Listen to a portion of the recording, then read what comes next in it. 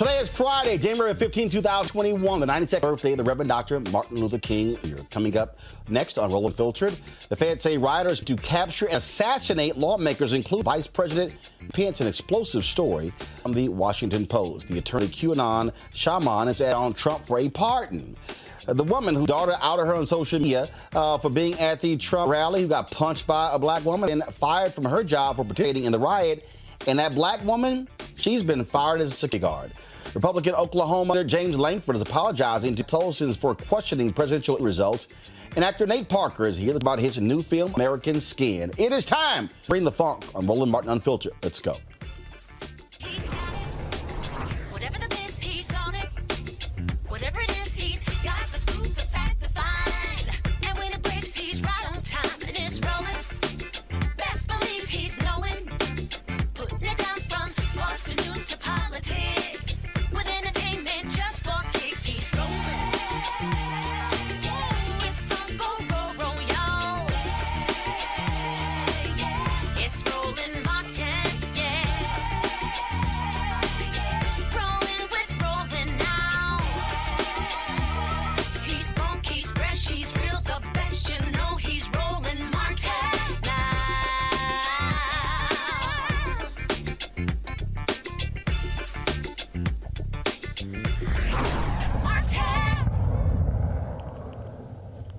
Folks, authorities say rioters capture and assassinate lawmakers, including Vice President Mike Pence, when they stormed the Capitol on Wednesday, January 6. At least 21 rioters in the U.S. Capitol were reportedly current or former members of the military.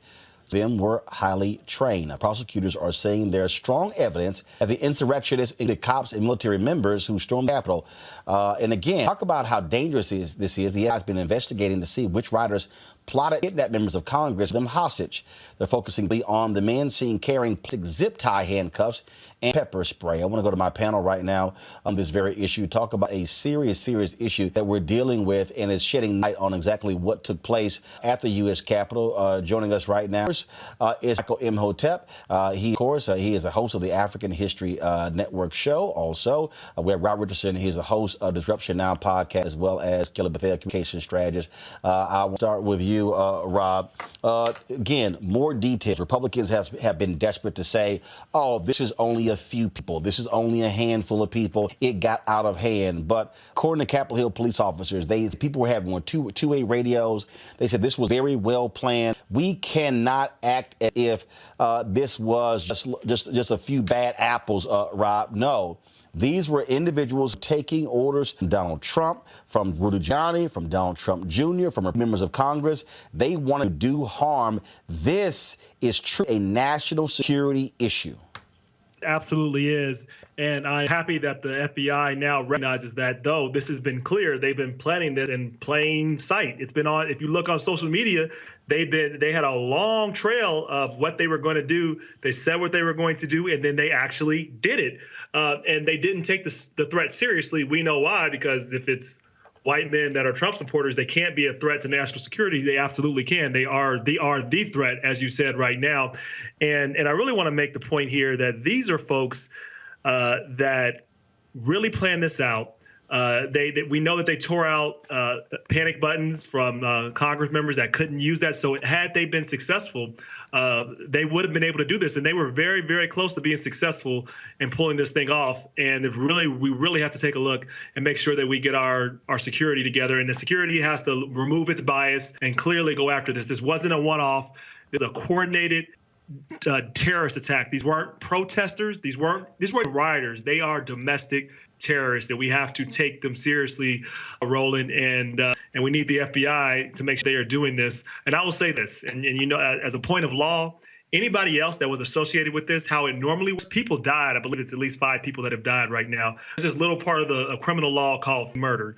And when you commit an act that's illegal and someone dies in it, you can be charged with murder even though they didn't commission the murder. That is the rule. There's a lot of people, I believe, that are also responsible for murder, even if they didn't beat those officers or actually were the ones that had hands on them. I think here, Kelly, that we have to understand that Washington Post is reporting that Mike Pence, the rioters were 1 minute away from a place when he whisked away in the U.S. Capitol. That's how close they were to getting to Vice President Mike Pence. Absolutely. And the fact that a Black Capitol police officer was the one who literally diverted the attention of the mob away from that entrance, just shows you just how dedicated these officers are, regardless of race and politics. They had a job to do, and they did it to the best of their ability, given the fact that they had virtually no help for hours but for themselves. So I commend the Capitol police officers for really being heroes in this regard. But the fact that it is interesting to me how these rioters turned against Mike Pence, who is supposed to be Trump's right-hand man. So it just goes to show just how much of a loyalist they are to Trump, specifically, not the Republican Party, not conservatism, not anything else, but whatever this particular man says. And the fact it is a cult at this point. It is a very much a cult mentality, a herd mentality, all geared towards one person, because it shows that they weren't. You don't even know what political party they were, because they were against everybody who was against Trump. But here's the deal, Michael. It's very simple. What these people were doing, Donald Trump had turned against Vice President Mike Pence. They were angry that Mike Pence would not break the law and reject the electors. They were targeting him as well. I mean, there's no doubt what was going on here, and no Republican can defend what took place. Every single one of them should be held accountable. Absolutely. And not only should they be held accountable, some of them are absolutely complicit. Some of them are actually, it appears, some may be actually complicit in the planning of it. But this goes to something even deeper. This goes to what is really being called a radicalization of a lot of these Trump supporters. It's something that we would hear in association with people who are members of ISIS, a radicalization. And also, this goes to understanding how ignorant many people are of the U.S. Constitution and of law. Mike Pence did not have the authority to throw out electoral college votes from swing states. OK, if he had that authority, then Joe Biden would have done that in January 2017. He would have thrown out the electoral college votes from Michigan, Wisconsin, and Pennsylvania, so Hillary Clinton could become president. And she got 3 million more popular votes than Donald Trump did. So when you look, and also when you look at the article from Politico dealing with the QAnon shaman, and you listen to some of these people, there was footage that was shown yesterday on MSNBC where they're on the Capitol Mall there, and they say we were invited here by the president. That's not the president's house. He didn't have the authority to invite you there. So when you look at, I mean, and all we got to do is go back to January of 2020, early 2020, January, February 2020, the State of the Union address that Trump gave, and Trump had to get permission from Nancy Pelosi before he can come into the House of Representatives and give the State of the Union address, because that's not his house. She controls that. So when you go through and listen to these various statements of them, this definitely sounds like a cult, but it also goes to how ignorant many of these people are about law and the Constitution, things like that. Or they don't care. I mean, they really don't. What I think, though, is that they don't care. They think this is, when they say it's their country, they have this view that they own the country and that these rules don't apply to them. That's for people like us. Like I actually saw a lady said they're treating us like they treat Black people in Black Lives Matter. Like, no, you're actually having the law apply to you. And they've been so used to getting away with these things that I think some of them are ignorant. That's probably the case. I think some things, very ignorant. Right. It just doesn't, but they think it doesn't apply to them. They just think these rules don't apply. That's how they You have different things. You have different things. Go ahead.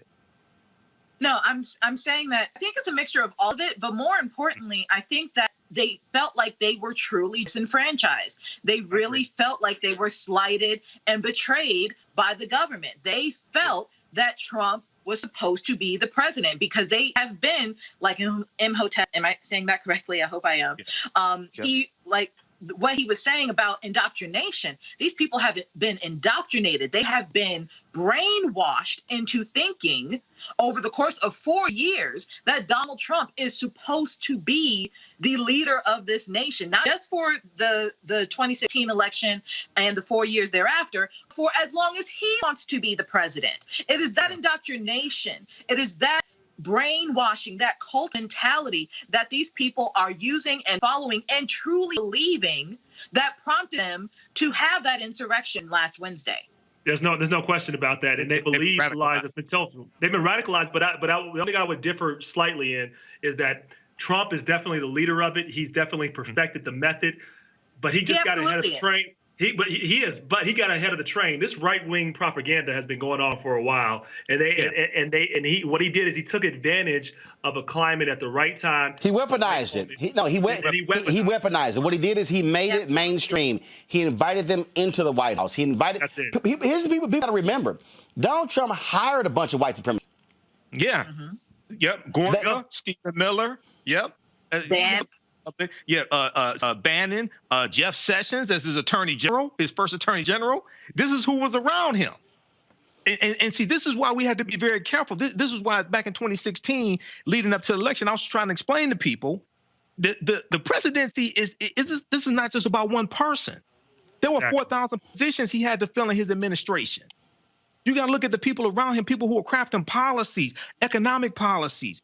The Department of Justice. This is not about one person. People thought that this was a popularity contest. Oh, I don't like Hillary, so I'm not going to vote. What the hell are you talking about? Elections have consequences. No, they have a lot of consequences. And you look at what happened. He set the tone. He weaponized it, and a lot of folks, we recognize that. We recognized the rhetoric immediately. We heard the echoes of George Wallace. We knew this was foreseeable. We talked about it on the show. This was not a surprise to anybody on this show. This was all foreseeable. We recognize the energy. That's only for that lynched our people. But Rob, that's only for people who understand history. Because I agree. Because see, Trump was this vicious backlash against 2 terms of President Barack Obama. Absolutely. And instead of us doing an assessment of what was accomplished under the 2 terms of President Barack Obama, okay, you had the unemployment rate for African Americans cut in half. You had the lowest number of people in prison in 20 years. The U.S. prison population dropped to its lowest point in 20 years in December 2015. You had a drop in the percentage of African Americans in prison, going from about 40% down to 34%. More African Americans had health care because of the Affordable Health Care Act than any time in history, which extended the life expectancy of African Americans. You had all this, and then instead of building upon that, and then you had August 2016, the initiative from the Obama administration to abolish privatized prisons at the federal level. The Department of Justice said they were not going to renew federal contracts for privatized prisons. What does Trump do? He renews them. Why? Because because Core Civic and Geo Group, 2 of the largest owner-operators of privatized prisons, donated almost $600,000 to his presidential campaign.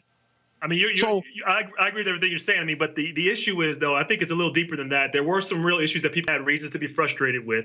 And then I think there was I think everybody underestimated the threat of Donald Trump that he could even win.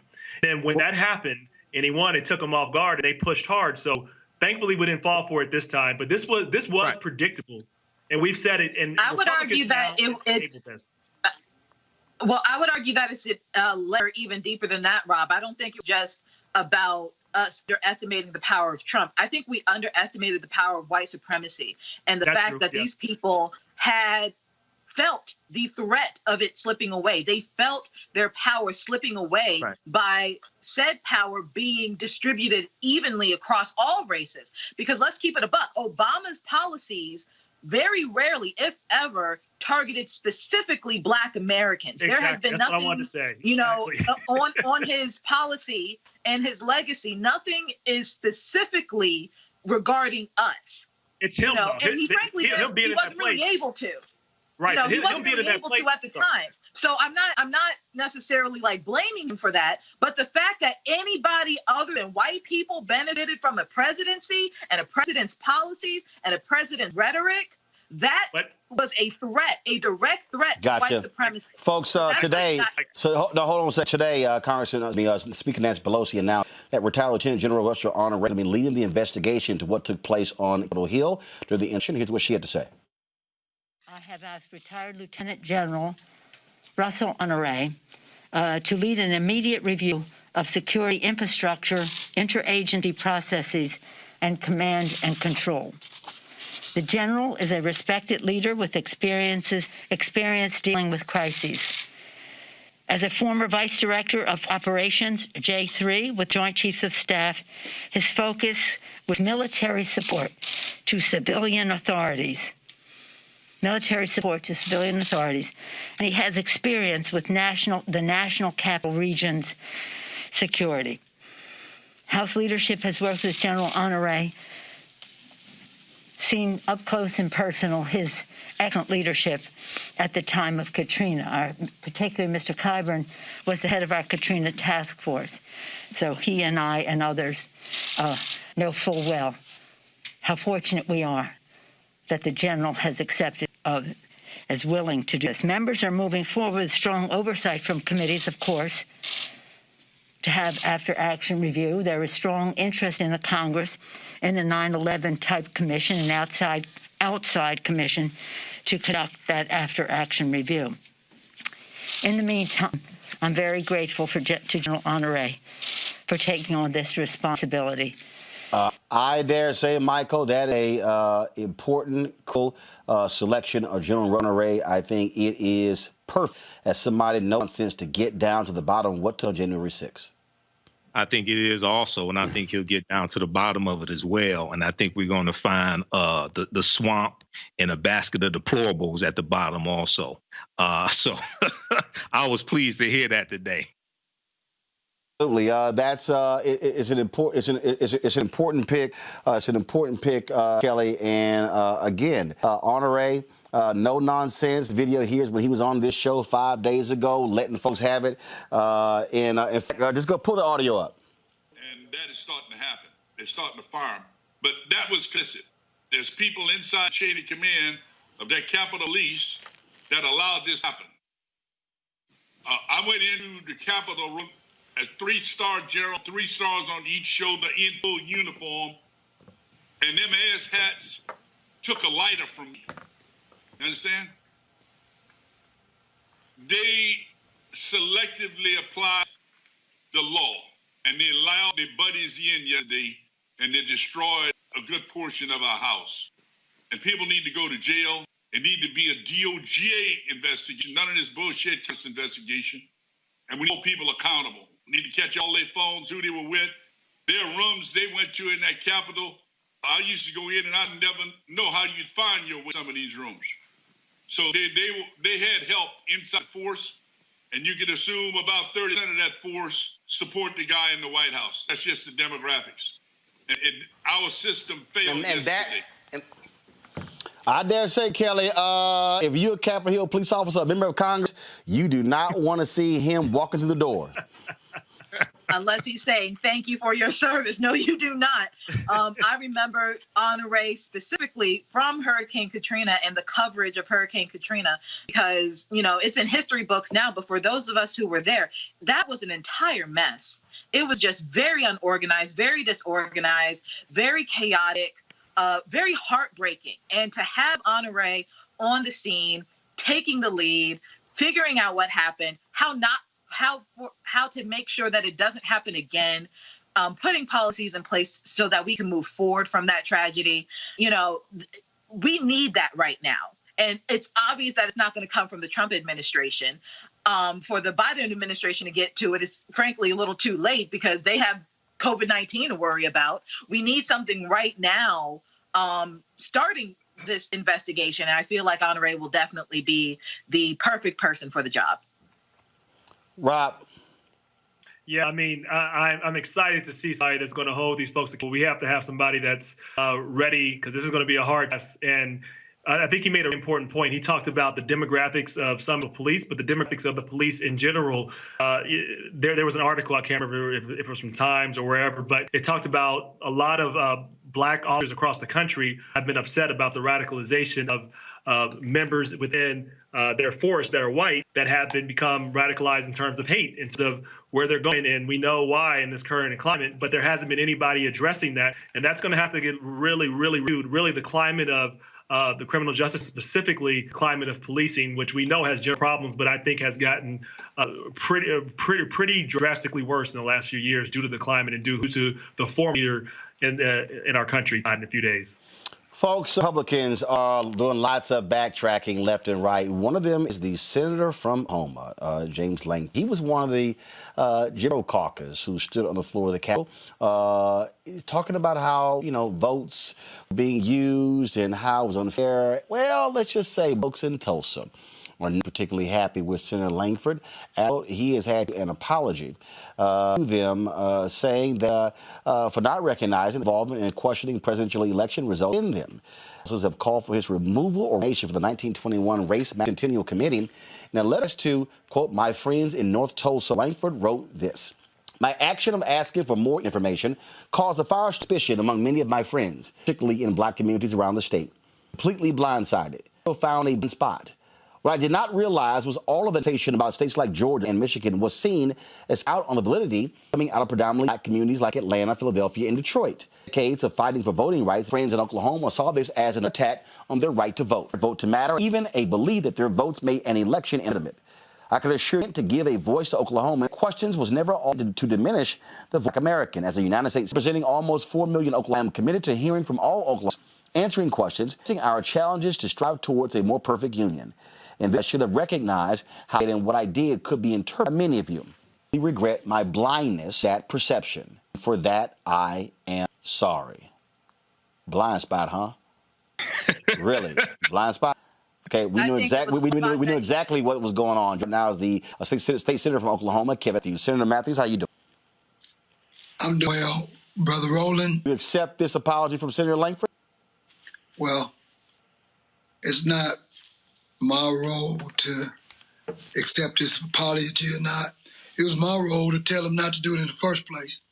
It was my role to tell him it was going to be offensive, that it was an affront to democracy, that black folks, and I even tried to explain to him not just the fact that first I said, to fight a free and fair election was an affront to those of us who won as a Democrat, as a black man, as a person that voted for the Biden-Harris ticket.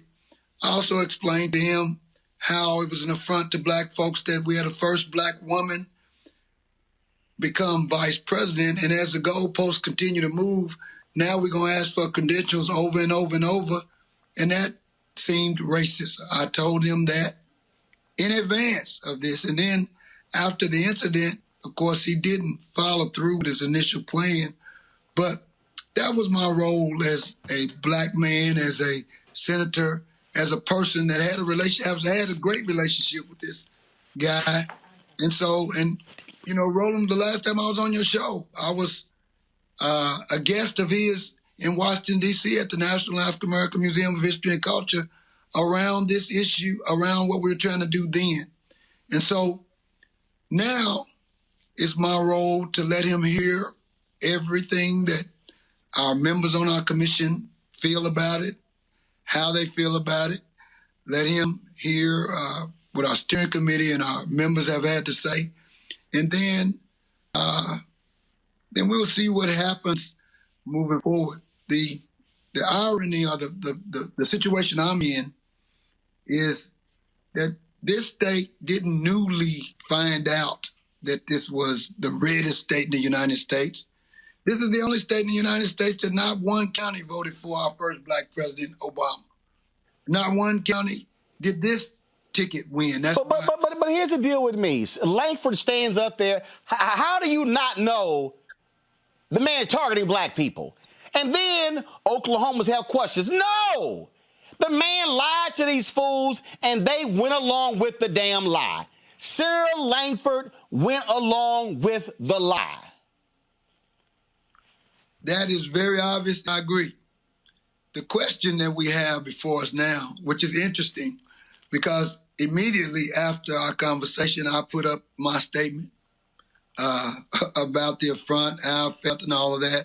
And then we saw what actually happened.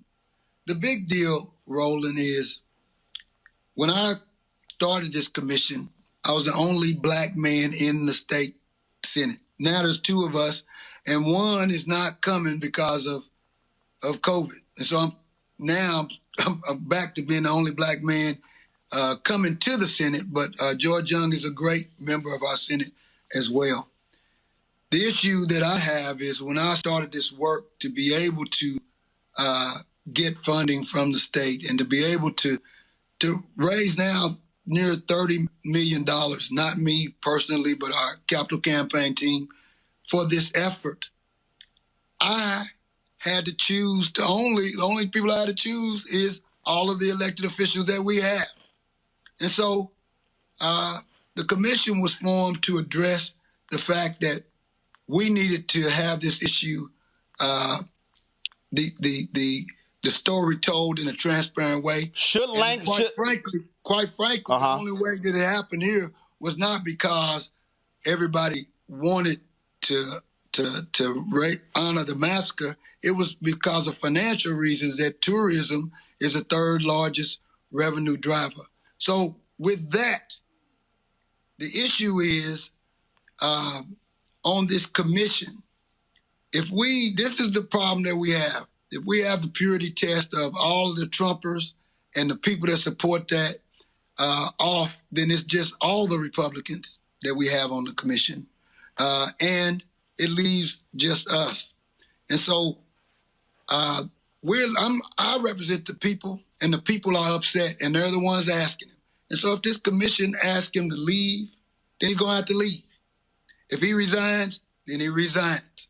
And so that's where we are. We're going to see if the latter and all the conversations make a difference or not. So, for you, Langford stays or goes from committee? As I just said, that's going to happen over this next week. Okay. We have had our steering committee meet with him and talk to him. We've had our commission members meet with him and talk to him.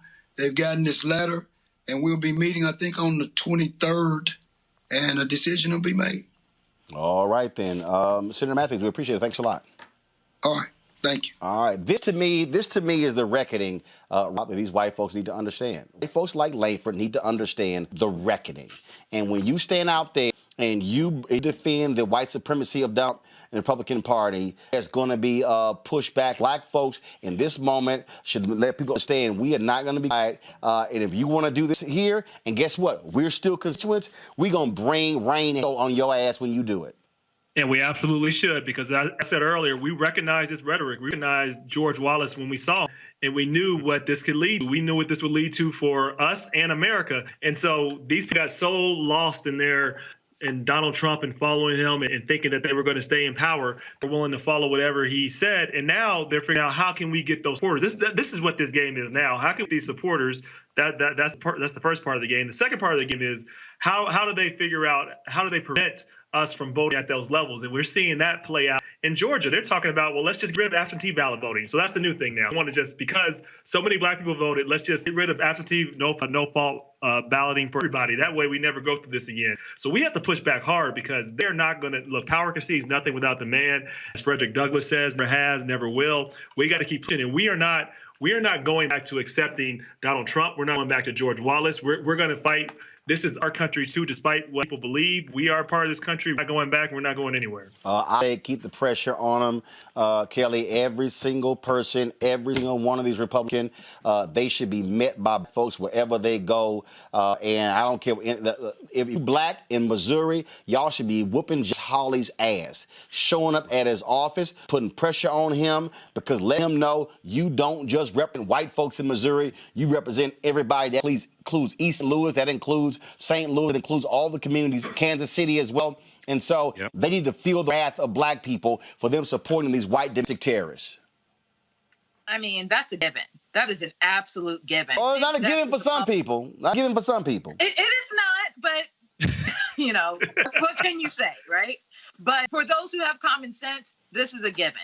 I think that what happened with this particular senator is that instead of him being genuine with his apology, he was genuinely scared that he was not going to get his seat come next election, because he is up for re-election.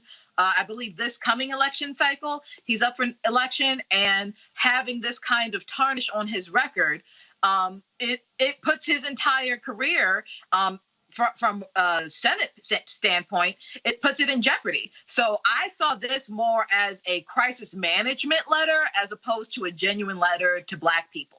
Because at the end of the day, apologies do not absolve white supremacists and insurrectionists of the guilt and the actions that perpetuated what happened on Wednesday, that perpetuated what happened in the past 4 or 5 years with this president. You cannot have a Trump without people like this senator. You cannot have a Trump without the support that Trump had in order to have this insurrection on January 6th, in order to have this MAGA movement for the past 4 years. If it were just Trump, meh.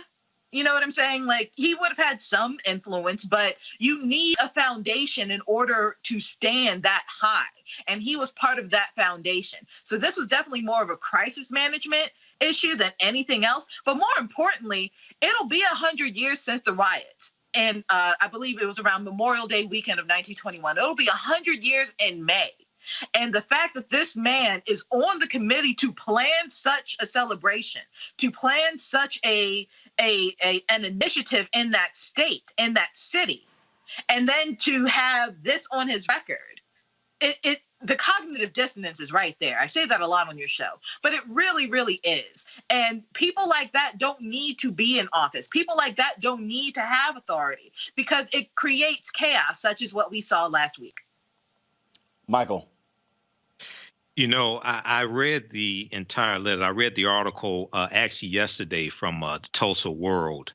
And I'm sitting here and I'm like, either he's stupid or he thinks we're stupid. And the reason why I say that is because in the article, it says he arguably has been more involved with Black Tulsans and particularly the historic Greenwood district than any statewide Republican office holder in decades. Okay, well, if you are so involved, how is it that you don't understand that you are participating in disenfranchising African-American voters? Okay, this is on top of Trump having the challenges in the courts, challenging Georgia elections in Pennsylvania and trying to challenge Michigan and things like this, okay? And then the other thing is this ties into Georgia and the 2 Senate races in Georgia, okay? 1963, the state law that was put in place that was initiated by State Representative Denmark Groover. He was a segregationist. This was designed. This is what put in place statewide runoff races. Okay, it was designed specifically to keep African Americans from having statewide power, winning Senate races and things like that in the state of Georgia. So what took place with Reverend Warnock and him winning that Senate race, that was not supposed to happen. So you got. And what he's trying to do, what Langford is trying to do, and what Josh Hawley trying to do, they want to run for president in 2024. And they're trying to latch on to that. They're trying to latch on to that Trump coalition, but they want to be smoother with it. See, what we really got to watch for is somebody that is like Trump, but is smoother and better packaged and more intelligent. That's what we really got. Well, that's why I'm so afraid of Pence. That's exactly why I'm so afraid of Pence, because him and Pence. I mean, there's a reason why they were on the ticket together. They are alike in ideology. And I used to joke with my friends that Pence looks like an evil Colonel Sanders and then Trump just looks crazy. So, like, with Pence, especially when in the debates and his interviews over the past few years, he's very smooth. He's very pointed. And frankly, he's very conniving. But the difference, the point, first of all, I'm not scared of any of them. All right. Okay. I'm going to call out white supremacy. I'm going to call out white supremacy. The real issue here is that what they are trying to do is they are trying to stoke the flames. And they, like I keep saying, they want to play footsie with white supremacists. They want to sit here and they want to keep it. But see, in their minds, we keep y'all at bay, we could tamp y'all down. What they have now done by attacking the Capitol, they've now said, no, even y'all can't control us. And so now the DOJ got to put y'all down. See, these folks have to be put down like a wounded horse. See, you don't, here the deal, you don't play games with thugs. You don't play games with insurrectionists. No. This is not somebody, look, if y'all want to roll to a Capitol and the law allows for you to wear y'all military gear and you can carry a gun, that's fine. But when you start trying to break into the Capitol, when the doors are barricaded, look, hey, people are saying, I feel sorry for the woman who got shot and killed. Not me. Why? Not me. Doors were barricaded. They were trying to knock the doors down to get to the speaker's lobby, and she tried to climbing over people. That's my point. My point is, your ass. Wait a minute. In the video, they said, "Hey, they got guns." And let me tell you, if I'm on this side of the table, and there are guns on that side of the table, my ass ain't about to cross this side of the table unless I got a gun too. Yeah, but you're not going to see black people crossing that. You know, that was something that they thought they can get away with because they always have. I'm going to say this, too. They've been able to, though that hasn't happened at the Capitol. We had insurrections happen plenty of times before. And they were also, of course, going through state capitals with guns and everything else. So you had the energy being built up. But this is traditional. When I heard people say, this is not America, that's not what America does, that's wrong. Like, America has a whole lot of history of violence when it comes to politics, specifically when it comes to black people. You can look at the Wilmington, North Carolina matter as one example of many, where they burned down the black newspaper, the Daily Record, and then they went after most of the legislators who were black, killed their families. That happened across the South, happened a lot of places. We in America, we know, but most Americans don't actually know their history. They're like surprised by this. This is not a surprise given that we've created, given the leader and the rhetoric that we've had coming up. This is what we've been warning about. And now the wing has made a deal with the devil. They play with fire and they can't control it. Yeah, that's it. And so my deal is you take them out. And this is why we don't play games. This is why every single person, I'm telling you right now, Ron Johnson, Wisconsin, Black to Milwaukee, let's take his ass out in 2022. If you in Florida, let's take Rubio's ass out in 2022. Let's take that seat in North Carolina in 2022. Let's take Toomey's seat in Pennsylvania in 2022. Yep. This is where you exert power. You exert power. Now, first of all, Toomey has been highly critical, and he's been on the right side on this, but he's still a voter suppressionist. Okay? But the bottom line is this here. This is where you take them out. This is where we exert more power. They pissed about Ossoff and Warnock. Hey, let's elect 10 more Ossoff and Warnocks. Let's drive their ass crazy. So while they yelling and screaming, we're mobilizing and organizing. That's what our job should be. Got to break, we come back. Remember the white woman got punked by the sister? Trying to grab sister's phone? Her ass need a new job today. I'll explain next on Roland Martin Unfiltered. I'm in the world of fiction. That's what I do. I'm an actress. I spent 35 years in this business. I've been in the business since I was 14. I was discovered in a basement theater in Philadelphia, a basement called Freedom Theater.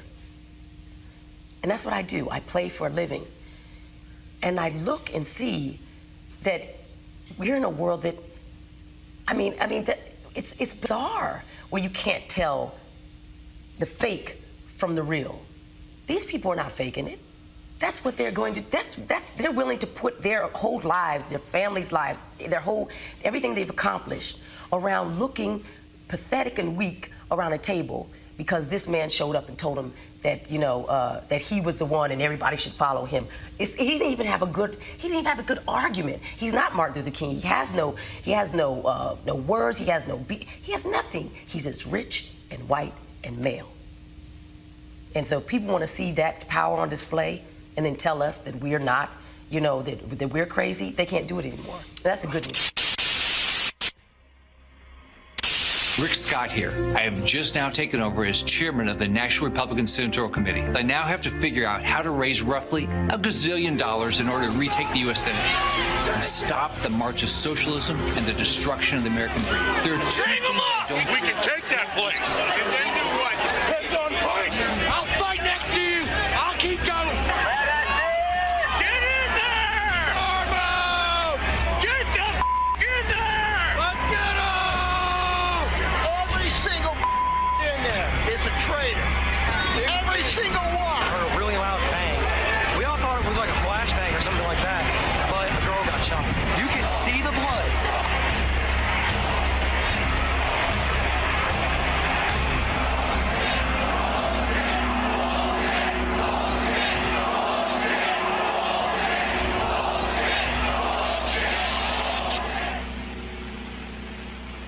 As I have said, the incursion of the U.S. Capitol struck at the very heart of our republic. We're going to walk down to the Capitol because you'll never take back our country with weakness. I unequivocally condemn the violence. If you don't fight like hell, you're not going to have a country anymore. Making America great again has always been about defending the rule of law. The president, sources say, initially rebuffed bringing in the National Guard. We were repeatedly being told by the National Guard at the national level that we did not have authorization. Supporting the men and women of law enforcement. The Capitol police officer died of injuries from the attack. A second U.S. Capitol police officer who responded to the Capitol riots last week has died. We have seen too many riots, too many mobs, too many acts of intimidation. I just want to find 11,780 votes. Today I am calling on all Americans to overcome the passions of the moment and join together as one American people. All of us here today do not want to see our election victory stolen by emboldened radical left Democrats, which is what they're doing.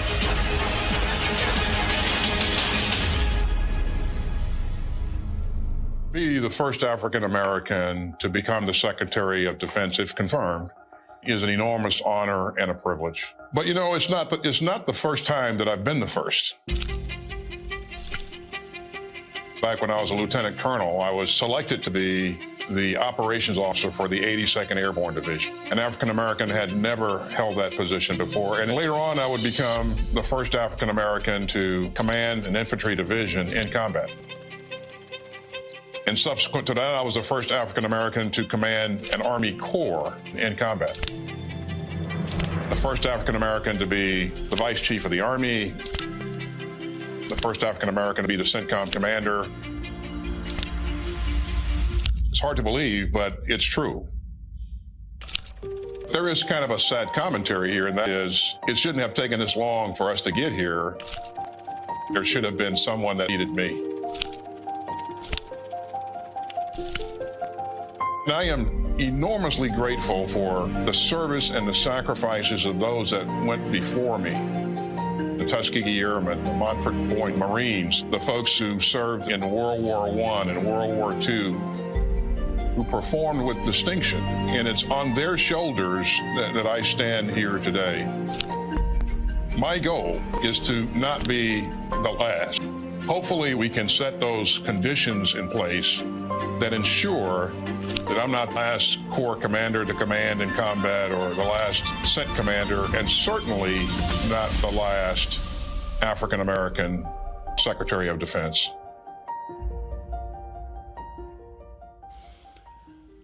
Do you have this video here? Press play. There were no tweets, and there never will be again. Twitter has banned the president for life. Jolene Kent has the latest. Tonight, a deafening silence. Please get the right video together. A Massachusetts woman has been fired after her daughter outed her as one of the U.S. Capitol. Teresa Duke lost her job as caregiver at UMass after her 18-year-old daughter, Helene Duke, identified her being punched in the face by a security guard outside the Capitol on January 6th. All right, y'all, cue the video up. You watch the video here. No, cue it up. You can go to the beginning. Cue it back. Cue it back up. Come on, y'all. Thank you. Now play the video. Play the video. Thank you.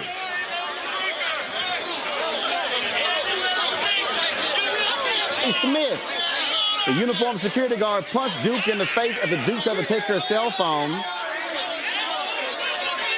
Helene retweeted the viral video and said, "Hi, Mom. Remember the time you told me I shouldn't go to BLM protests?" Bring the audio down, please. Thank you. Bring the audio down, please. Thank you. Remember the time you told me I shouldn't go to them protests because they could get this you? Second video, Duke seen trying to explain that she was punched by the girl. Her daughter then commented, "Mom, I think you meant a powerful black woman you for it." UMass Memorial said in a statement late last week they're no longer employed at the hospital. You know what? Roll it again. I mean, see y'all, the quickness of the punch. She bloodied homegirl's nose. Go ahead, roll the video. Quick! Quick! I think right there, some top boxers will be pleased with the quickness of that jab, Kelly. I mean, it was definitely quick. I remember seeing this tweet when as it was going viral on Twitter. But what struck out to me the most is the fact that, like, a lot of her peers, a lot of Zennials, meaning, you know, people right after me, their first president was Obama, right? So to see Trump in office as clearly a bigot, they see him for who he is, which is a bigot, which is a xenophobe, which is a racist, as opposed to their parents who still have this warped, nostalgic sense of veneration for him. So the dichotomy of the new generation actually trying to be better than their parents against their actual parents who want to maintain the status quo. That's what I see in this tweet. This upcoming group of youth who are about to be voters very soon have no conception of overt racism because of the work that we did and my parents did and my great-grandparents and my grandparents did. And they don't have an example of that but for their parents. So you're going to see a lot of this conflict. You're going to see a lot of this tension in homes, especially white homes with children who have actual legitimate Black friends, not, you know, Black friends as tokens, just to say that they're not racist, but legitimate people that they grew up with, that they identify with. You have white youth who are part of the LGBT community. I believe this person who tweeted is a lesbian or queer in the queer community. So she got kicked out of her mom's house because of her sexuality. So that adds another layer to the dichotomy of how this generation is purporting to live versus how this previous generation that, you know, are now insurrectionists or labeled as insurrectionists now. You're going to see a lot of that tension now. All I know is this here. Aside from the video being funny. All I know is this here, Michael. I ain't got no problem with these white folks losing their jobs. None of them. Exactly. There's a lot of them losing their jobs. They'll be turned in by their family members. When the Department of Justice had a press conference earlier this week, they said they've gotten 100,000 digital tips. You had one woman, I talked about this on my show earlier this week. You had one woman who was in the U.S. Capitol building, and she was taking pictures of herself, and she was there with one guy. He was sitting in the vice president's chair or something. I think they were in the Senate. She resigned from her position, and now she's being prosecuted. So I have no problem with them losing their jobs, and the companies they work for don't want to have anything to do with these domestic terrorists. They're being exposed, losing their jobs, being prosecuted. So, you know, but see, once again, I've been talking about this all week. This is white privilege. And some of them have been put on the no-fly list. Representative Benny Thompson, chair of the Homeland Security Committee, he contacted TSA and I think the FBI, and a lot of these people have been put on the no-fly list. So there was one heavy-set white guy who was at the airport. Daily Mail has an article about this. He's at the airport crying, and he said, they won't let me fly. They're calling me a terrorist. They're trying to ruin my life, things like this. I'm like, you actually thought you could be involved in the insurrection to overthrow the government, interrupt a constitutionally mandated process, then just get back on the plane, fly Southwest Airlines, and go back home and live. Oh, wait a minute, hold up. All them white folks who accosted Senator Mitt Romney at the airport, Delta put all of them on their no-fly list. Good. Let me also give y'all this. Ashanti Smith, go to my iPad. She put this, she had a GoFundMe account. She tweeted, my name is Ashanti Smith. I'm a 28-year-old African-American woman in the Washington, D.C. I recently was assaulted and harassed by voters on Black Lives Matter Washington, D.C. 2021. Surface where I was surrounded by Trump extremists in my life. Look like I am, but it does not show my defending my people shoved me, tried to yell racial epithet to remove my. I asked them to stay out of my personal space. They refused. I was afraid of being hurt or being assaulted myself. I'm an artist along with from my employment. which places his ship situation at the asking for support, my legal, and to maintain the that I need to survive during this time. Help is truly a thank you in advance, just so y'all understand how folks have come to her aid. She had a goal of $85,000. $199,623 was raised from 7,400 different donors. That's amazing. That's great. That's amazing. Yep. That's what social media is supposed to be for, and that can show the power of it. But this other side, these terrorists that walk through. What's interesting, getting back to them, a lot of them are boomers, and they told don't take pictures of everything of yourself and don't put it on media. But then they go and commit a crime and then think that people see it and they post it on social media. They post before and after, and think that we won't see this. And what's really kind of interesting and funny, all these people complaining about the First Amendment. To Michael's point, they don't understand how First Amendment works. You don't have a First Amendment right to be on Facebook. Facebook is not the government. They don't have to. So all these people that talk about not private sector not getting in the way, except for when they want to have something for themselves, and now we want to make sure the government takes over Facebook. I mean, what is it that you want here? Do you want private sector?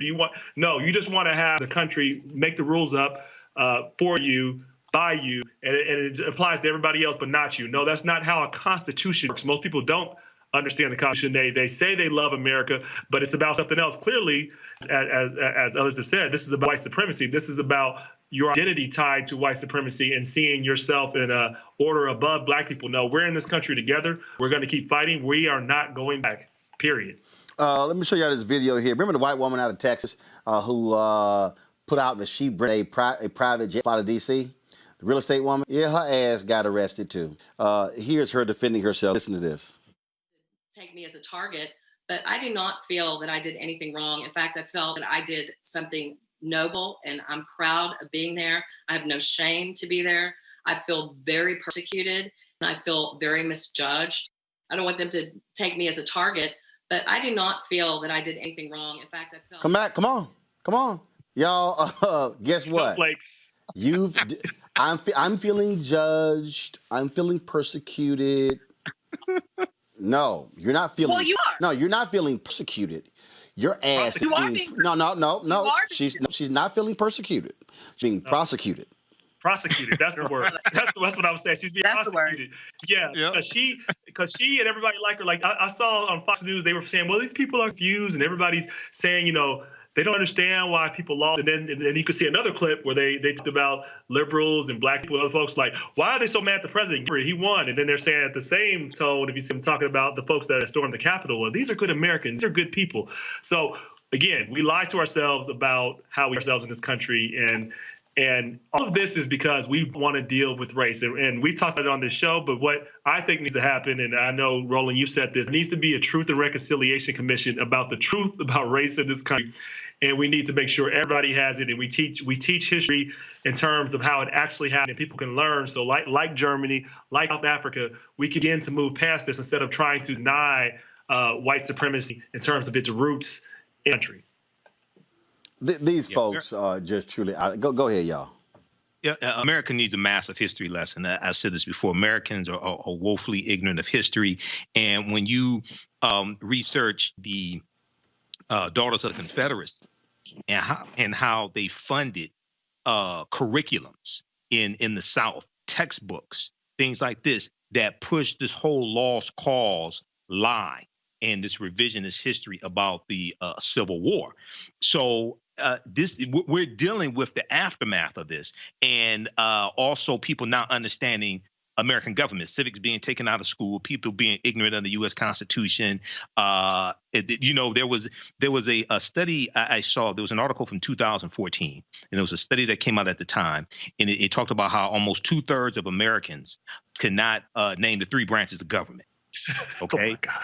Almost 2/3 of Americans. Now we know Senator Tommy Tuberville could not do that.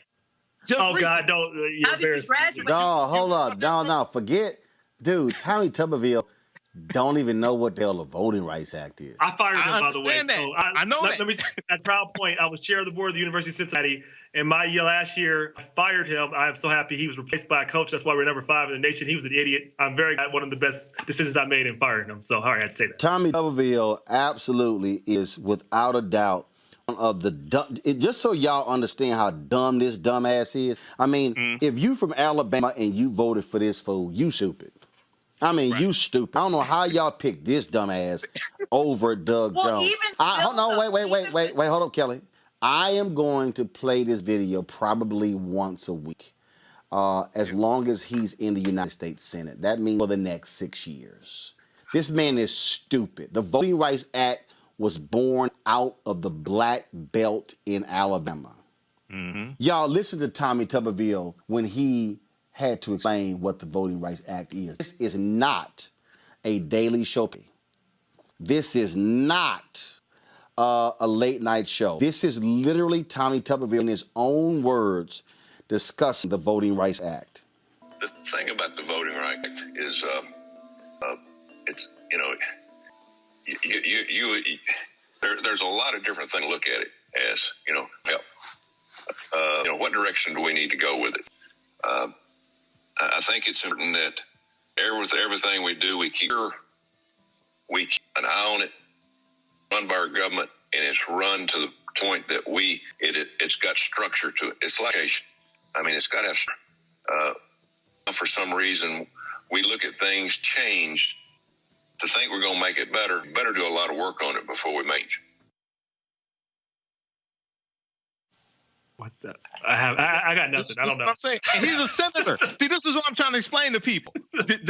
Look, he's going to be one of the people voting on reparations. Oh, he's going to be one of the people who are voting on the John Lewis Voting Act. John Lewis Voting Act, right. the George Floyd Policing and Justice Act. What I'm trying to explain. We got to keep an eye on it.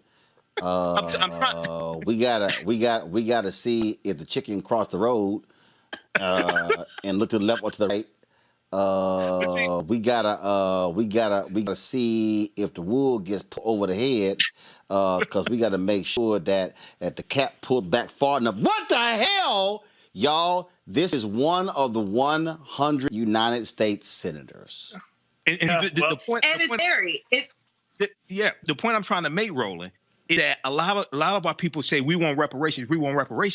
You don't understand. Reparations has to pass the House of Representatives and the U.S. Senate. You're gonna need 60 votes in the Senate. If a reparations bill somehow comes to the Senate floor, he's gonna be one of the dumbasses voting on it if they don't object to it through unanimous consent.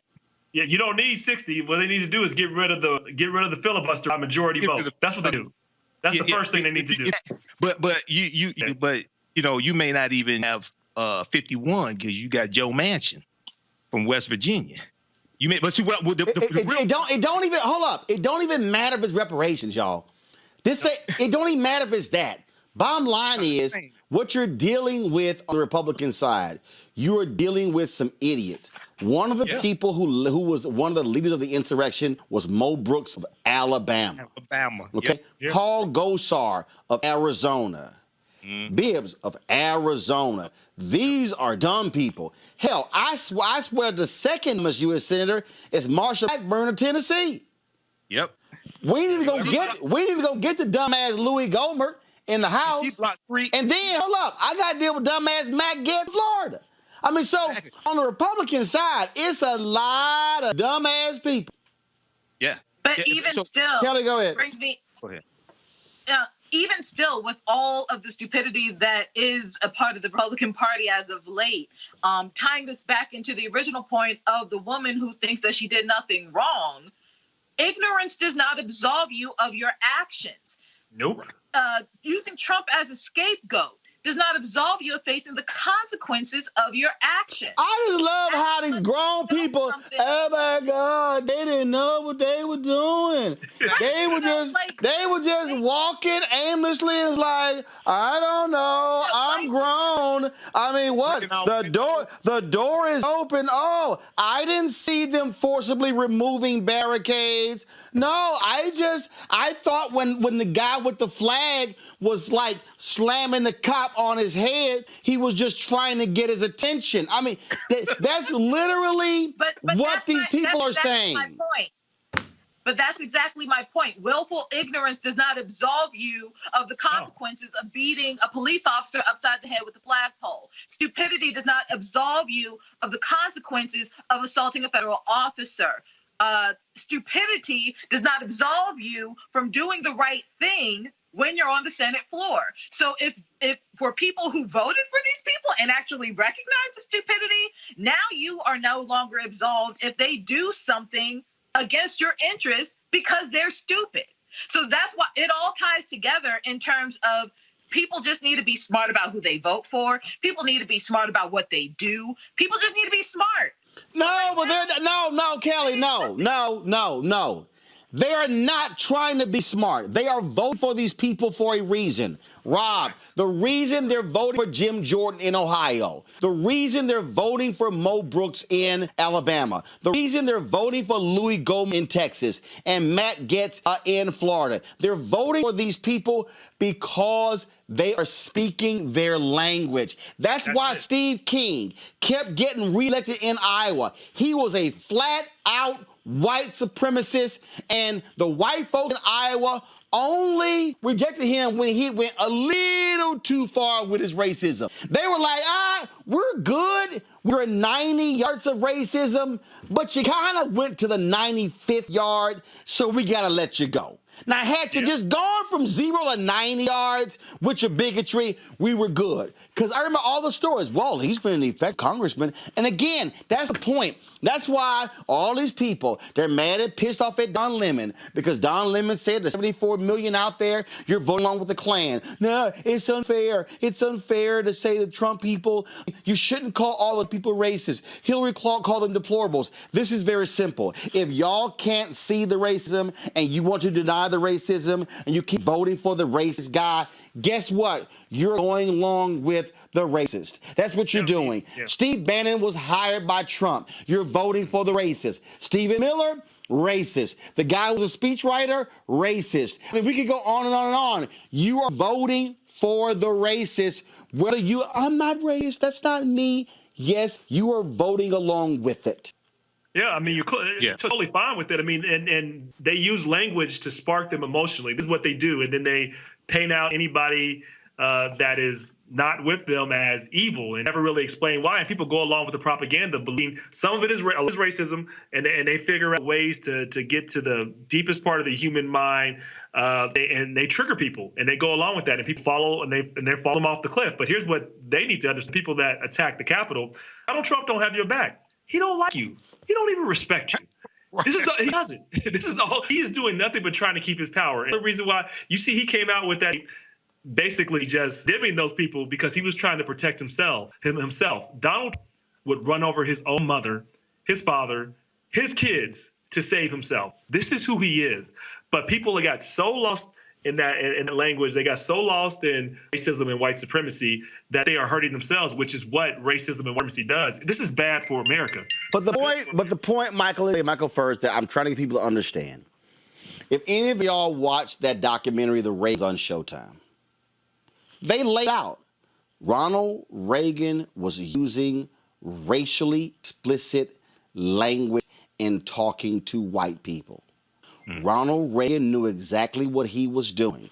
He was using racist language. He was appealing to racist instincts in 19 when he ran for governor of California and when he ran for president. See, here's the thing that and this is one of the reasons why I rarely call somebody racist on television or any other form, because what ends up happening is the conversation then devolves into, I'm not a racist. Yes, you are. I'm not a racist. Yes, you are. As opposed to what you say and do. Right. So, Trump's policies, what Trump says, when you retweet supremacists, when you retweet white insurrectionists, you're aligning with them. But what white folks have done with this whole issue of racism, they have defined this issue to, I don't burn a cross. Yep, that's it. I don't wear a hood. I don't call you nigger. Mm-hmm. So I'm not a racist. You can't call me a racist.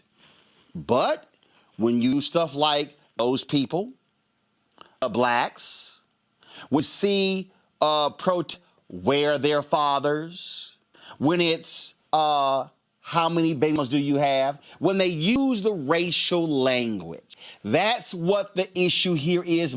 And this is why mainstream media, who should also accept their responsibility for Donald Trump, because they, and let me be real clear, Fox News, CNN, MSNBC, ABC, NBC, CBS, Fox Broadcasting, New York Times, Washington Post, Wall Street Journal, USA Today, all of them, they kept covering Donald Trump's birtherism as if it was an actual story.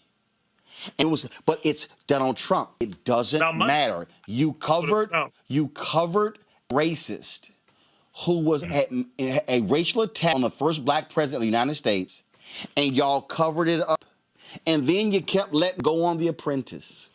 And then you keep supporting him. That's the real deal here, Michael. So we have to call out white racism for what it is and let them know just because you ain't wearing a hood don't mean you're not focusing on your whiteness. What we have here, Roland, is you have a lot of white people in who are lower economic categories. Poor white people. Not just that. Nope. Not just that. The data shows different. I understand not just that, trust me. I understand that. You got Ivy League, things like that. But what they're trying to do is maintain white supremacy because they feel it's slipping away from them. This is all about the fear of the year 2043. And then they're trying to suppress African-American votes. And they see this slipping away from them. And what Trump did in 2015 and 2016 is he really tapped into that white grievance. And I take people back to the article from May 2017 from The Atlantic that talks about how it was actually the fear of, it was cultural anxiety and the fear of cultural changes in America. Not so much, it wasn't so much the economic issues. It's tied into the fear of browning of America. Economics plays a part of this, but see, the trick that's taking place, the trick that's happening, is the guy that they're putting their hopes and dreams in has made their life even worse these past 4 years because he's mishandled the coronavirus. No, it doesn't matter. No. Michael, it doesn't matter. Michael, it doesn't matter. See, that's the thing. They don't care about that. Nope. What they care about is, are you keeping them blacks in their place? I understand. See, it don't. So they ain't got no problem being broke as hell. Bernie Sanders stood on the floor and said 10 of the 25 poorest counties in America are in Kentucky, and them dumbasses reelected Mitch McConnell. Exactly. So what I'm saying is because they're trying to maintain white supremacy, they're voting against their own interests and it's doing them greater harm. This is what I'm talking about. Yeah, but they don't. But no. I don't think in their minds, Kelly. But Kelly, in their minds, no, they're real clear with it. See, their whole deal. But what they're saying, I want to pull this up, Kelly, and I want you to comment because Greg Sargent rolled out some data a little bit earlier today of a poll. So I'm going to do this here. 51% of New Washington Post poll. 51% say GOP didn't go far enough in nullifying the election. Go to my iPad. 56% say Trump bears zero blame for the insurrection. Go to my iPad, guys. Come on. It's right here. I need to pull it up. 66% says Trump has acted responsibly. But here's the other, in this same poll, Kelly, a quarter of the people in this make more than $100,000 a year. Mm-hmm. There are 55% of white women voted for Trump, an increase over 2016. So I just need people, I believe we have to properly frame the racism and the bigotry, and we can't let people off the hook, Kelly, which is what mainstream media does. Go. For sure. Going back to the, I believe it was Imhotep who mentioned that they are voting against their own interests. I would argue that their interest is white supremacy itself. Their interest is upholding whiteness. That is their interest. And it is by any means necessary tactic meaning they don't care if they're poor. They don't care if they have a dime to their name. They don't care that they live in a trailer park. They don't care that they don't have an education, because they know so long as they have whiteness, so long as white supremacy is in play at the scale that they need it to be in play, they will be okay. They will have a semblance of power. And that's frankly all they want. Now, for the people who are, well above the poverty line, making six figures a year or whatever, white supremacy is in their interest too, because they invest in white supremacy. They have gotten an incredible return of investment based off of white supremacy. So it doesn't surprise me that white people across the board don't have a problem with Trump.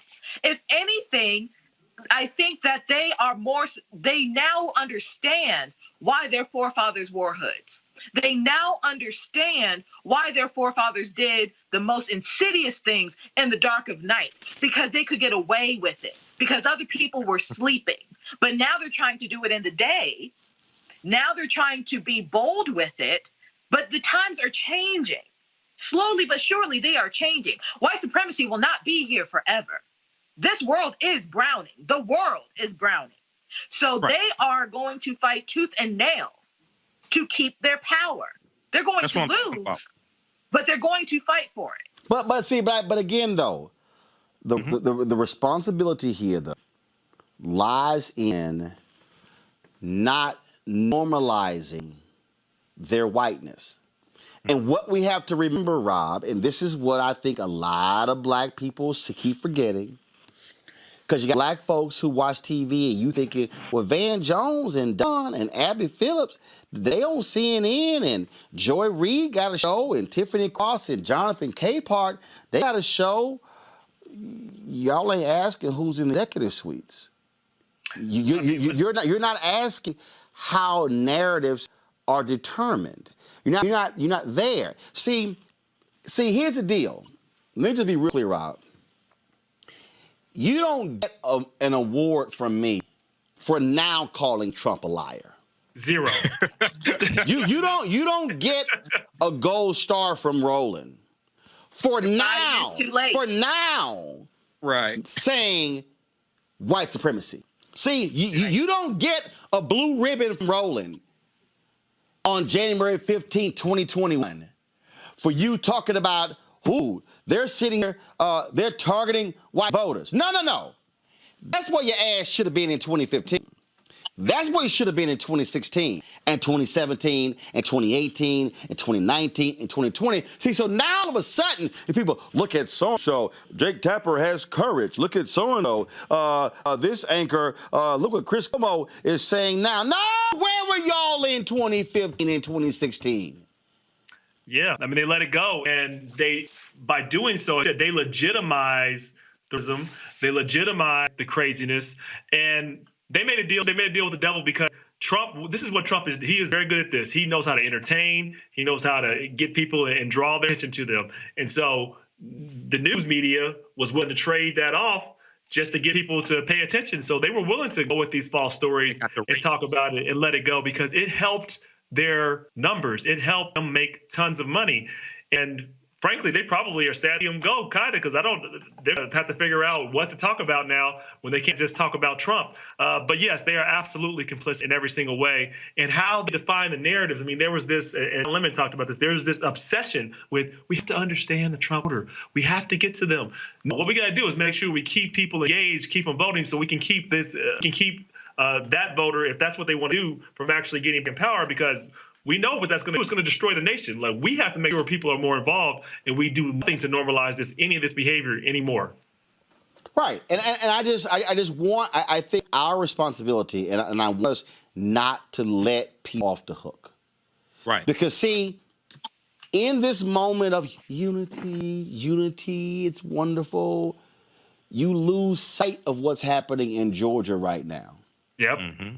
You lose sight of what the Republicans, the white guy who beat the sister for the Supreme Court Chief Justice in North Carolina, has been firing all of the staffers. Democrats went from a 61 majority to a 4-3 majority in the North Supreme Court because they want him to be in power. I saw a story the other day where the Arizona governor, he is leading the Republican effort to control state Supreme Court. See, everybody keep focusing on Washington, D.C., down the street, 6-3. No. Y'all don't understand. If they control the Supreme Courts in Florida, Mississippi, Alabama, Texas, Tennessee, Arkansas, Louisiana, North Carolina, South Carolina, Georgia, Virginia. See, more laws are actually determined there than this U.S. Supreme Court. Right. See, I'm trying to get our people, because I need people to understand why I keep the conversation on you don't let it go off rails. Mm-hmm. Because, see, if we allow this conversation to start sidetracked, this issue and that issue, no. You got to stay right here. And we got to keep our people right here. And see, while they are sitting here trying to distract, while Langford wants to distract with his apology, no. You were one of 100 votes. Right. See, that's the deal. See, I think what we've done is we go, well, Tim's black, Cory Booker's black, Kamala Harris was black, so they're not in the U.S. Senate or knock us down in the U.S. Senate. No, our constituents. Our job in every state where we are is to go after every single one of the senators who represents us and say, we ain't gonna let you peel the whiteness. We'll show up and show out every turn you get where you gonna see us where you go. That's what we have to do. Yeah, we have to push our issues, and the state legislatures are so important because of the 10th Amendment to the U.S. Constitution and states' rights and things like this. So a lot of people don't understand the power that the states have, and you're dealing with really 50 individual governments. Even though we talk about the United States of America, you're really dealing with 50 individual governments and the power at the state level. So that's something that we really have to focus on. And then when it deals with power over policing, the states have more power over policing than the federal government does. I'm talking about, the police in your state, local, things like this. There's more power at the state level over policing than the federal government. Right, and that's why we're walking you through this. And one of the reasons why we need you to support Roland Unfiltered is because you're not going to have this discussion on MSNBC. I got them on right now. Okay, I can flip to CNN right now. I can flip to Fox News right now. I can go to all their streaming services. They're only going to be focusing on D.C. We have to be focusing what's happening in the state level. For instance, a white man who stabbed and killed a U.S. Army lieutenant in Maryland at a bus stop in 2017 is going to be in life of prison. On May 20, 2017, around 3 a.m., Sherbansky stabbed Richard Collins III as Collins stood at a bus stop on the campus of the University of Maryland, College Park. Collins was 23. And 3 days away from graduating with a BA with a business degree from Bowie State University. He'd also recently been commissioned through an ROTC program as a second lieutenant in the U.S. Army. Urbanski was the first-degree murder as well as a state hate crime. Thursday, he was sentenced to in prison. That, folks, is one of the issues we're talking about because of white domestic terrorism. This is why, again, having our own platforms are important, because we know how to shape the story. If y'all want to join our Bring the Fan Club, simply go to Cash App, $RM Unfiltered, PayPal.me/R Martin Unfiltered, Venmo.com/Altered. You can send us via Zelle, Roland@Martin.com. You can also send us a money order, 16 K Street Northwest, Suite 400, Washington, D.C., and 6. Folks, this is what it's all about. If we don't control the narrative, then somebody else does. And speaking of that, go to a break. We come back. We'll talk to Nate Parker about his new film that dropped today called American Skin, dealing with race, hate, you name it. And this is a timely movie coming out. He's next on Unfiltered. And for me, the reason I see the value, so my parents worked elections. They volunteered for campaigns. They ran phone banks. I remember being 7, 8, 9 years old. It was like you had no choice. Not like you had a vote. It was like, yo, go over there for the next 8 hours, stand there and hand out these pamphlets to anybody who's walking in, and then we'll bring you lunch, and then you got some water for yourself. It's kind of like, okay. Again, that wasn't like my brother could say, nah, we're all right. We gonna stay at the house. It didn't work that way. And so for me, that was a huge part of my upbringing. And look at you now. And it's very interesting because for me, service was a huge part of my upbringing. And that's just something that's just, It's a natural thing. I don't think twice about going out and doing community service. I don't think twice about giving up my Saturday mornings, even if I stayed out late on Friday nights. I don't think twice about going to church in the mornings. I think that might be even bigger than the civics piece in schools. I mean, I think that at this point, having that in schools at least gives the children the opportunity to go home and ask their parents, so Mom, Dad, what is this? What do you think we should do about this? This is what I learned in school today. Let's talk about it. At least gives the children something to bring home and start a conversation with. However, if the parents start that for the children, then, then the children can go to school and say, hey, why am I not learning this here? Why don't I have a civics class? You know what I mean? And we'll have more Roland Martins running around here.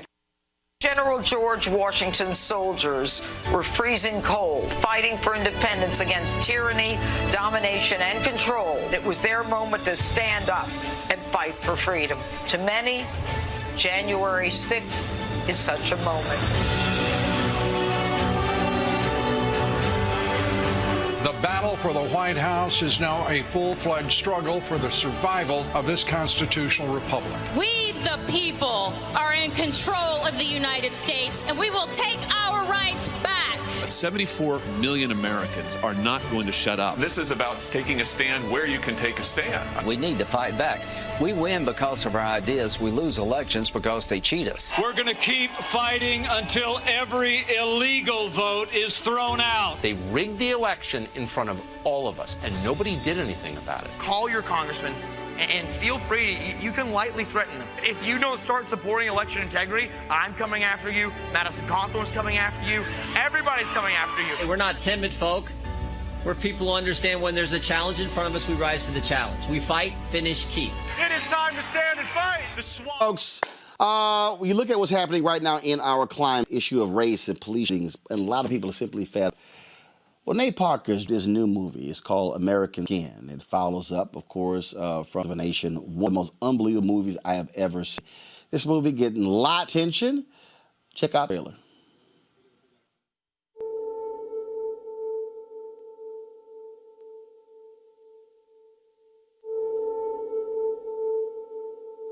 You remember me?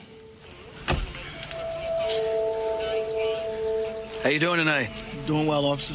Can I see your driver's license, registration, and insurance, please? Of course. My license is right here, my wallet. It's all right, son. You remember the night in July? Hands up! Hey! Wait! Put the phone down! Put that phone down! Sorry, it's a phone! It's a cell phone! It's just a cell phone! You knew he was unarmed. Get to the car and put your hands in the air! Officer, please, he's just a kid! You pointed your gun at him. Okay, get out of the car, son. Easy. You pulled the trigger. Put the phone away! Put the phone away! The grand jury determined that no probable cause exists to file charges against Officer Randall. This is my son. This is my little boy. You took that from me. The world took that from me. Today we make that right. Hear me when I say this, because I'm only going to say it once. Don't stop filming.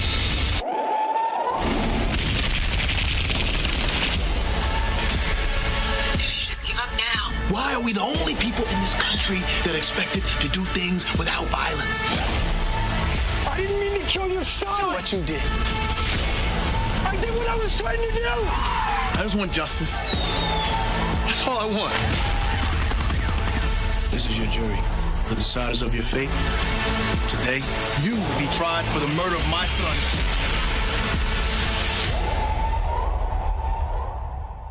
You scared? Are you afraid?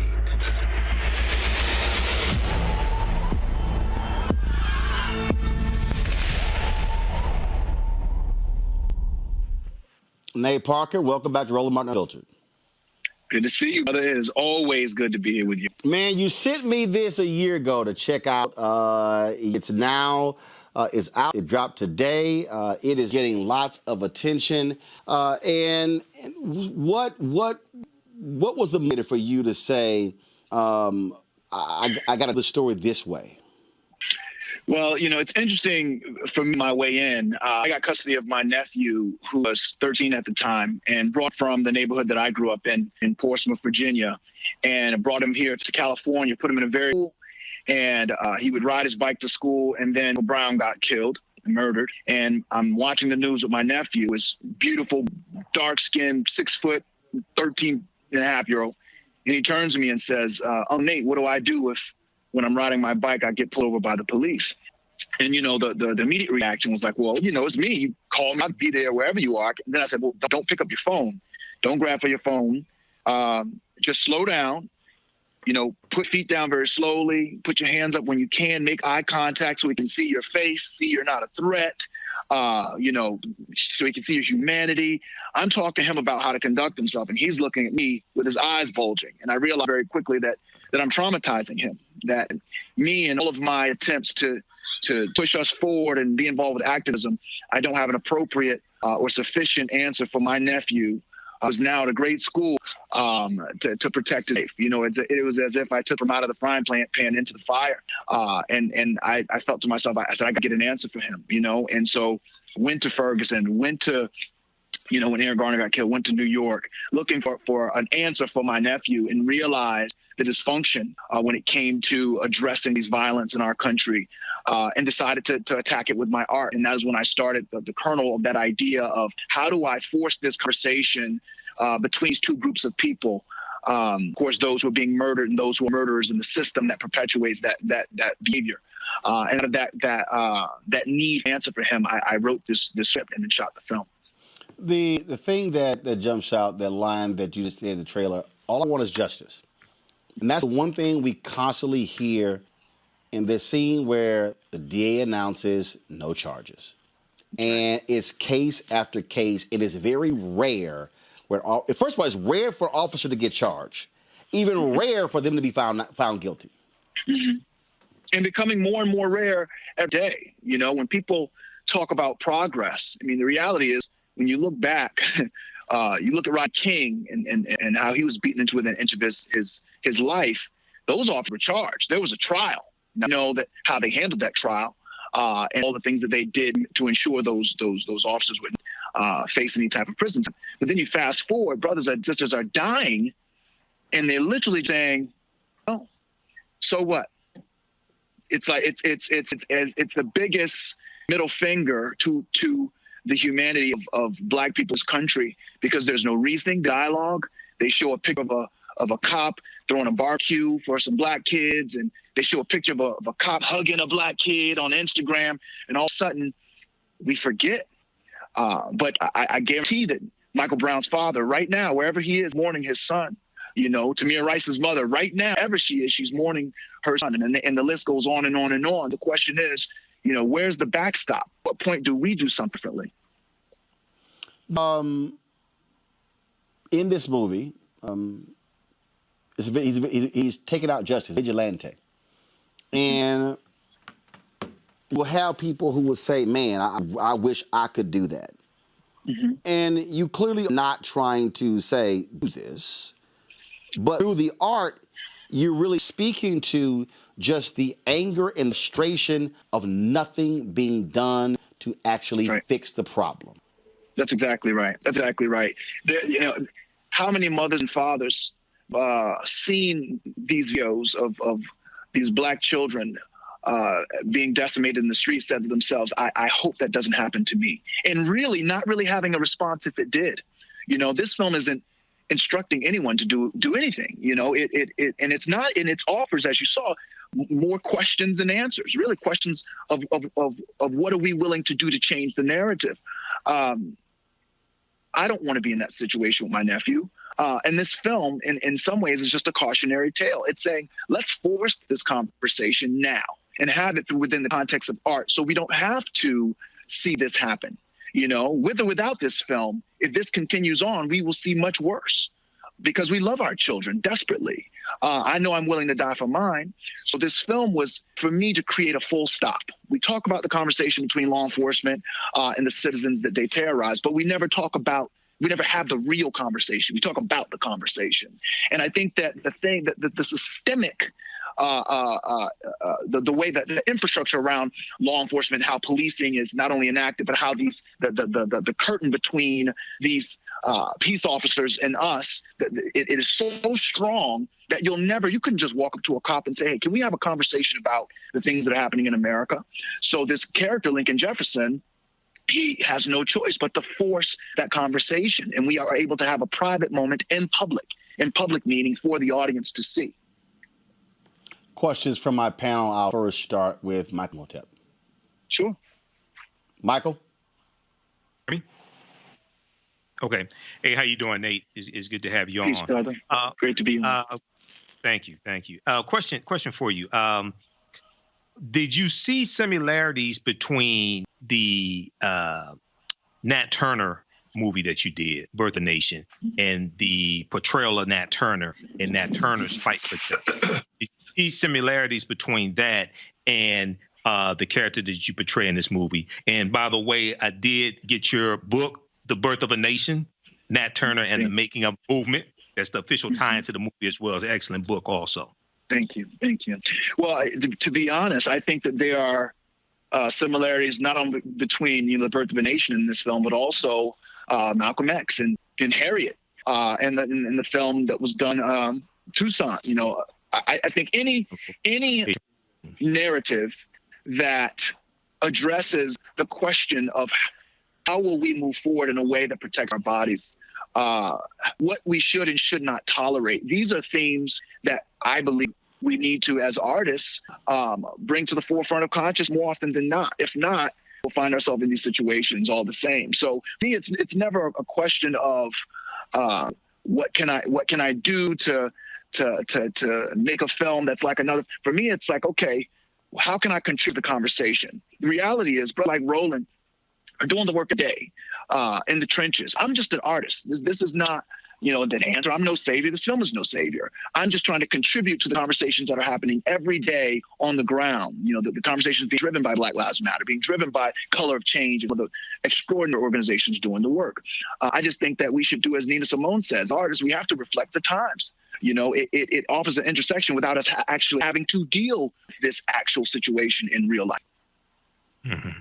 Question from Kelly. Mm-hmm. Hi, Nate. It's a pleasure to meet you virtually. Hello? Yeah, go ahead. He got you. Okay. No, I'm sorry. I'm very excited for this movie, first and foremost. You always hear when you're talking about creative processes about art imitating life. In this case, this is more or less art depicting life. And coming from your movie Birth of a Nation, your creative process, I can imagine, was a little bit different because there was a historical reference to it. There was a historical distance from the current day to, the day of Birth of a Nation. But this movie is talking about now. This is literally art depicting life. So my question for you is, as a Black man, what is and an artist specifically, as a Black man artist, what is your creative process to go from Black man to Black man? I think my process, it's rooted in my experience, in the same way that I wake up and wonder what I'm going to intersect in life that may challenge me or put me in a position where I either have to cower or have to stand and fight, and what that means for my family. The reality is that so many of us, Black men, Black women, wake up and have that thought subconsciously every single day. So I always say my art is a reflection of my activism. When I look at my children and I look at the legacy that we process of leaving them, I often feel embarrassed and hopeless. So I don't think there's a magic book, but I do believe this: the day that I lay down, minutes from my last moment when I'm about to leave this world, and hopefully I'll be surrounded by people that, generations of people that I love, that love me. I just want to feel like I've done my part. When you look at the work of, Dr. King, as we are approaching his day, he did everything he did for the world before he was my age. He did it all and died before he was my age. So when you talk about going from black man to black man as an artist, really, I'm going generation to generation, or legacy moment to legacy moment. I just want to look back and have something I can look at my kids and say, I did this for you. Nat Turner's story exists for you. The story addressing police brutality and the controlling bodies and the destruction of our bodies, intimidation of our bodies is addressed in this film. And whatever I do moving forward, I just want to feel like I've contributed to the lexicon of our liberation. And I think that goes for many black men I know. I won't speak for Brother Roland, but being someone that's been on the show many times, knowing how desperately he wants freedom, knowing how much he loves us, I would go so far to say that is his agenda as well. Absolutely. Rod Richardson. Nate, first of all, thank you for your work. Thank you for expressing your work in a way that limiting and changing the narrative. And as we talk about changing the narrative, I'd like to ask my question along those lines. Seems like and you said this earlier, you're aimed at two different audiences, essentially. Black people are being victimized by this process, and those who are perpetrating the crime against us and violating our bodies. What narratives do you want to change with both audiences? If you had to just sum it for each one of those audiences, what is the narrative you want to get through to change one of those audiences with this piece? Well, for black people, it's relentless action. I think we must continue, as I think we're doing it, to recognize until all of us are free, none of us are free. And I think that if we can adopt that and arms in that and solidarity in that and turn away from any type of divisive or pacifying tactics, we will continue to march forward toward freedom. You know, we don't know what it looks like because we've never been in this country. And for those who are decimated bodies, you know, I had the pleasure, maybe for pleasure with respect to the information either, but I interviewed dozens of police officers, black and white and Hispanic, and nearly every one of them asked to be, to comment on the condition of anonymity. And I found that interesting because if we believe that the money that we're paying, our tax dollars are going to the salaries of these peace officers, and also going to getting them let off with respect to its place in the judicial system. It's a question of, shouldn't you stand by what you do on a daily basis with respect to your job? And it's not the case. I talked to officers that said anyone that tells you that they don't racially profile, or they're just not telling you the truth. A lot of the dialogue that you hear in the film is dialogue taken directly from my interviews and my research from law officers that say, look, this is how it is. And my challenge to law officers, to us, and anyone that watches this film is to ask ourselves, are we satisfied with firing one officer that kills one person and that being the end all to that pain, that being the healing process? Or are we willing to commit to destroying or reconstructing the very system that creates that widget, right? Because I'm a big believer in programming. I believe that these officers are doing what they're programmed to do, a lot of them. And unless we attack it from on a systemic level, we can expect this film to be relevant 10 years from now. People talk about how relevant the film is. It's like, yeah, but I made this film in the beginning of 2019, before George, before the insurrection. Yep. 10 years. So if 10 years ago this film would have come out, would it have been relevant? Absolutely. And if we're not careful, 10 years from now, if I held it and put it out, it would have been just as timely. We would have still been having the same conversation. Nate, people are asking, where can they see the film? Is it streaming or is it in movie theaters? Where can they see it? Oh, well, we're in movie theaters, 31 cities, limited, obviously, with COVID. We want to be safe. So in states that aren't open, we're not there. We're doing drive-ins. You can go to my Instagram or into americskinfilm.com, and it'll tell you the theaters it's playing. Also streaming anywhere where you can rent and buy movies. So iTunes, Amazon, it's everywhere. So just go into your browser and type Watch American Skin, or go to your Apple TV or Google Play. It's tonight and at midnight. Just this morning, it became live, so you can watch anywhere. And I encourage you two things. One, watch it in the dark and as big a screen as you can with people that you care about. Because when you're done and you turn on those lights, you're going to have a conversation. And I would encourage anyone that listens, that watches the film, to engage in that conversation and try to come out of it with actions, whether they're policy driven, whether they're heart and soul driven, whatever side that you're on. I hope that that's something that starts a conversation that matches your heart and mind. Well, I've got an 82-inch, so I'm going to watch it on that one. So that we watch it big. That's the movie right there. It's and it is it's good to see you back in the trenches. The great work. My last question for you: how does Spike Lee get involved in this? It's a great question. Splee is my brother, my mentor, my friend. At times, my patriarch. I call advice. And when I told him I was making this film, he said, "Well, listen, it's done. Make sure I get." So I finished it from New York. He was the first person to see it, him and my other friend, Steven Soderbergh. And we sat in this theater. I rented the theater out, smaller thing. And we watched it. And it just so happened to be the day where the officers did not go charge the guy for the Eric Garner murder. And with the emotion in the room when we watched it, I just remember him standing up and pacing. And you know, Spike, if you know how he is when he gets passionate, he just was lamenting about where we are and how this is our reality, and how he made, do the right thing and had Radio Raheem, a brother choked to death, was based on someone he knew in New York. And here 30 years later, where Eric Garner's killers get off on that day that he watches a film that is about more police brutality. And he said, brother, anything I can do to support you and stand you and moving this film forward and getting it to the masses, I'm with you. And I honor him for that. He stood next to me, and we've taken this film to Italy. Did very well in Italy, did very well in Spain. And these are people that don't speak the language. So I just hope that people continue to see it and have the dialogue. The hard dialogue creates the type of healing that we need. Folks, the movie's called American Skin, starring Nate Parker and Amari Hardwick. Hey, we appreciate it, brother. Thanks a lot. Thank you, brother. Anytime. Yes, sir. Thanks a bunch. All right. Thank you so very much, Rob, Michael, as well as me. That is it, y'all. I got to go because 8:30, I want y'all to join me. I'm going to be watching One Night in Miami. That is the new movie by Regina King that is going to be on tonight on Amazon Prime Video.